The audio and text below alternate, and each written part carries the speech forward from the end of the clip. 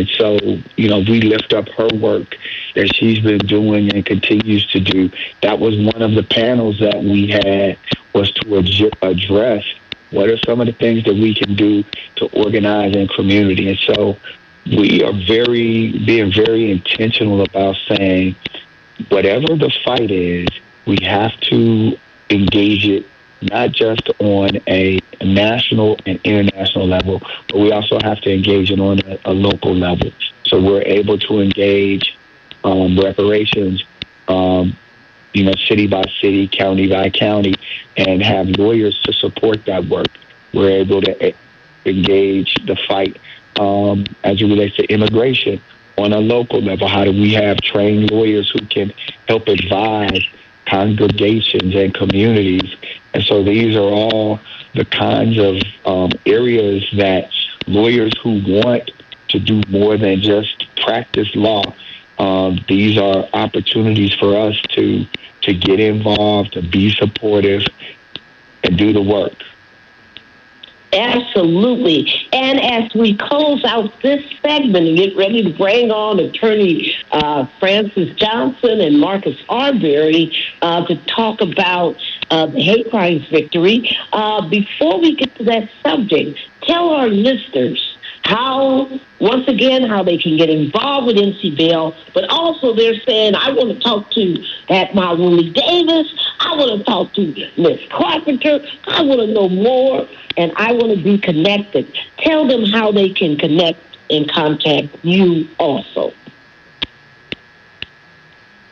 Well, if you are a lawyer, a student, an organizer, a community member, and you want to join NCBL, we want you to be a part of us. So as Mawali said, you can check us out at ncbl.org. You're welcome to join us there as a member. You can also check us out on social media. We have Instagram accounts, NCBL_1968. And then our North Carolina and Georgia chapters also have Instagram accounts where you can follow our work and see some of the things that we have going on. And that's NCBL_NC and NCBL_GA. So feel free to connect with us in those ways. Reach out, and we are more than happy to have you join this fight. And how do they get in touch with you? I'm sure they want to know, how can they follow you on whatever social media you have and how to be connected? You can reach out to me directly. I can give you my email address. I'm happy to share whatever. WhitleyJCarpenter@gmail.com. Always on this computer. You can reach out to me that way. Also, forgot to mention, trying to build up a Facebook page for NCBL as well, under National Conference of Black Lawyers. So honestly, if you reach out on any of these social media accounts that I've mentioned, I will be responding to you. So feel free to reach out in all of those ways. Follow us. We want to ramp up our following on all forms of social media and hopefully expand that as well. Thank you. And the same to you, Mawali. Oh, I am. We're easy. We're Davis Bozeman law.com for our firm. You can follow us, Davis Bozeman Law. I'm really excited to hear my law partner, Francys Johnson, jump on and talk. And you can also follow me, Mawali, Mawuli, Mawali M. Davis, or Mawali Mel Davis, both ways, on Instagram, TikTok, and Facebook. So we just want to keep, building NCBL. We really thank you. We thank you for the partnership that we are continuing to build, and we love you all. Nothing but love and respect for NCBL. Much love. So proud of your leadership. Mawali Davis, so proud of your national leadership so much with the Whitley Carpenter. Thank you for everything that you do. We love NCBL. Right, Daryl? Absolutely, and a special congratulations to the Georgia chapter of NCBL. They were the chapter of the year So congratulations on doing that. And we definitely look forward to seeing y'all in the streets. You know, I always say, off the sidewalks and in the streets, we'll see you in the streets fighting for the rights and fighting for black liberation. Looking forward to it. Thanks so much for being with us. Yes. Thank you. Thank you all. Peace and blessings. Yes, thank you. We are so happy, everyone, at this point for this mighty show we're doing today. The title of our show is We Cannot Rest Until It Is Won. Black liberation warriors to the forefront and 100% justice for Ahmaud Arbery. You said, what? Yes. We have been talking about Ahmaud Arbery since 2020. We're coming upon the 6th anniversary of his unjust slaying, and we have not stopped. We are making sure that justice is achieved for Ahmaud Arbery. Yes, and we are so happy to bring at this point into our radio show the mighty father of Ahmaud Arbery, Mr. Marcus Arbery. Hi, Marcus. Hey, Miss Barbara, how y'all doing? It's glad to be here with y'all. Always a pleasure. Oh, you are one of the most amazing leaders in this country. You have stood up time and time again, fought when everybody was telling you nothing had happened, when they lied about your son, called him a criminal, did not, tried to hide the evidence. When all of this was going on, Marcus, while you grieved, you fought. Thank you for just being such an amazing leader in these times. I also want to bring up one of the most amazing lawyers in our country. He is not to be downplayed because he is constantly here fighting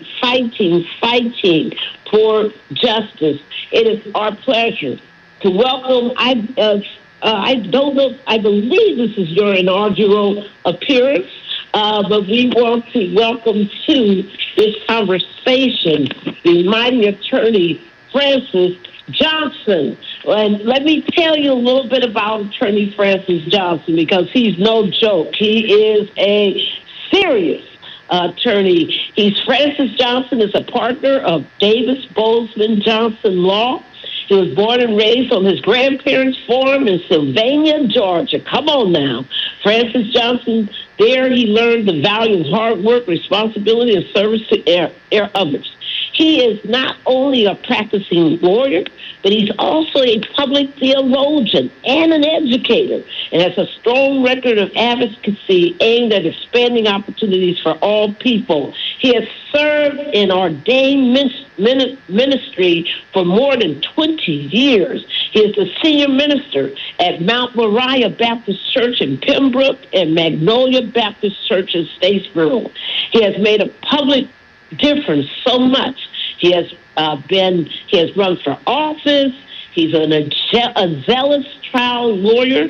He has secured justice on behalf of the wrongfully accused and seriously injured. He is a member at large of the Board of Governors of the State Bar of Georgia and Chief Justice's Commission on Professionalism. He's a graduate of Georgia Southern University and the University of Georgia School of Law, and he has done so much where he has taught at Georgia Southern University and Savannah State University on criminal law, constitutional law, race and law, and the civil rights movement. Today, he is a recognized thought leader in this fight for racial justice. She's also, thank God, one of the new lawyers representing Marcus Arbery and his family. Marcus and Attorney Francys Johnson, welcome to Igniting Change. Thank you very much. Yes. So why don't we go into what just happened? Daryl, do you want to tell the nation? Because most people haven't heard this. And you're going to hear all kind of nonsense about nonsense issues, but you don't hear about the real justice fights out here. So, Daryl, tell our audience right now about what happened last week as we were at the National Conference of Black Lawyers 2025 conference. Daryl? Okay. Well, yeah, Barbara, I guess it was really, really somewhat exciting because while we were in Georgia at the conference dealing with Black liberation and hearing about the Black liberation movement and all the actions that are being taken by Black lawyers, while we're sitting there, Francys Johnson happened to be there. And we received the decision down from the federal circuit in the Ahmaud Arbery case with the three killers of Ahmaud, where they had taken an appeal to the U.S. Court of Appeals that's focused in the state of Georgia. And the decision came down, it was a unanimous decision that decided that what happened in the federal trial court was fair, was accurate, and that the convictions of these three horrible killers would remain in place untouched. Stay where you are. You ain't going nowhere because the federal government, the U.S. prosecutors, they got it right. The jury got it right. The judge got it right. Stay where you are until your time has been served. That was the decision that came while we were down in Georgia, Barbara. And, we could not have been more pleased with the decision from the U.S. Court of Appeals. Could not have been more pleased with the arguments on every issue that the defendants tried to raise and say that something had happened that was incorrect in the trial. The judges all said, nope, y'all wrong. Stay where you are. Stay behind bars. Serve your sentence. But that was an astounding victory in Georgia. It was an astounding victory for the family of Ahmaud Arbery. It was an astounding victory for Black justice in the South because it was the first time in the state of Georgia that we've had this type of case, and the finding being that that the white folks that killed Ahmaud Arbery were to remain in prison. So just an incredible decision on that day, Barbara, and felt, just really proud for the family, happy for the family that they can begin to really start moving toward closure in this horrific occurrence of what has happened to young Ahmaud. Amen. And Attorney Johnson, are you with us? Okay. I'm here. Understand. Yes.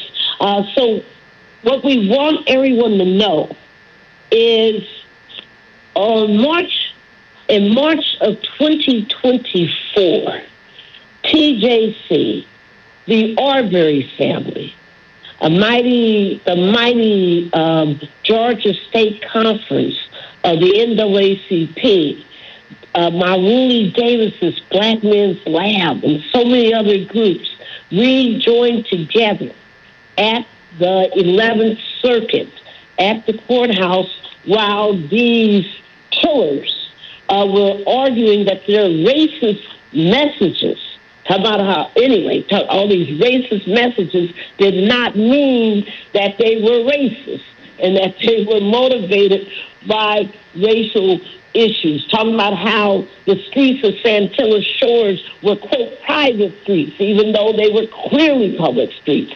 All of this nonsense trying to justify the hateful, evil killing of Ahmaud. And we were worried because the decision, as you noticed, did not come out until November 2025.